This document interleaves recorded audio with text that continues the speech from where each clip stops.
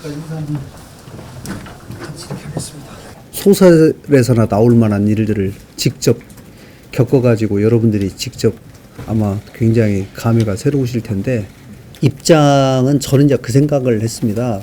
이 일이, 야, 이건 민주주의에 대한 엄청난 큰 위기가 왔구나. 그리고 내가 여기서 뭔가 용기 있게 뭔가 행동과 말을 해야 되겠다라는 내 생각이 사실 들었었고, 이제 그렇게 생각한 가장 이유는 뭐 그동안의 우리나라 역사에서 보면 모든 민주주의라는 것이 미래로 흘러가고 있고, 부당한 것에 관해서는 결국은 역사가 나중에 지나가면 다 밝혀지고 회복되는 과정이기 때문에, 저는 그 점을 제가 정치하는 동안에 항상 믿고 정의의 길이 반드시 승리한다라고 믿고 있기 때문에, 그리고 또 제가 가장 존경하는 김대중 대통령님이 늘 얘기한 행동하는 양심이 되어야 한다라고 하는 거, 불의하다고 생각하면 반드시 말로 아니면 행동으로 하는 것이 정치다라고 했던 그런 말들을 생각해서, 저희들도 또 어제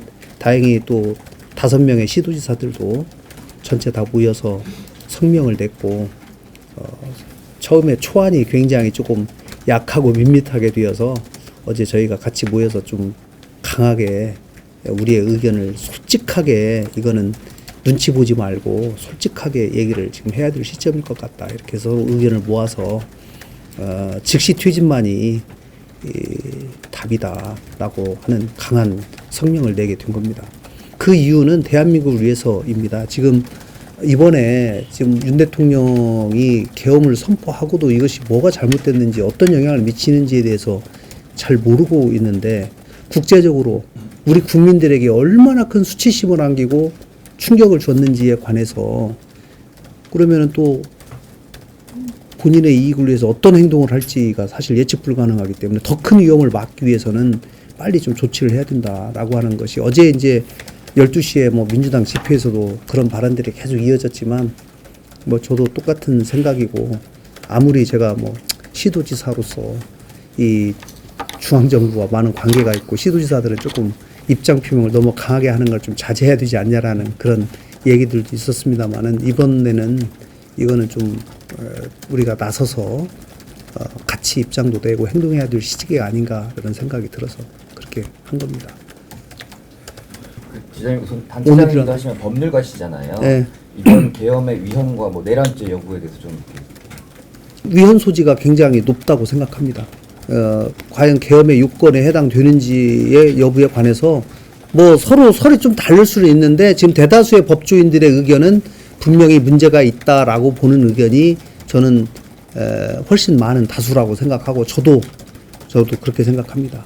그리고 어제 저희가 이제 성명 발표했다시피 위헌이고 포고령의 내용도, 예를 들면은 무슨 국회 활동을 다 금지시키고 있잖아요. 그래서 저는 그걸 보고 사실 제가 조금 헷갈렸어요. 그거 딱 보고, 아, 서울 국회의사당을 다 봉쇄했구나. 그리고 해제 요구를 하지 못하도록 이미 의원들을 다 지금 그 작전을 다 폈구나. 그러니까 이 포고령이 나오지 않겠냐라고 예상을 했는데, 생각보다는 또 그 부분이 좀 허술하더라고요. 그래서 천만다행으로 해제 요구가 바로 이루어져서 정말 다행인데, 뭐 저는 위헌이고 위법인 개헌 선포이기 때문에 원천적으로 무효다라고 제가 어제도 저희 도지사들끼리 의견을 모았습니다. 제가 지금 탄핵 정국에서 예산이 계속 딜레이 될 텐데, 그 지역에는 어떤 여파가 좀 끼칠지 좀 구체적으로 좀 말씀해 주십시오.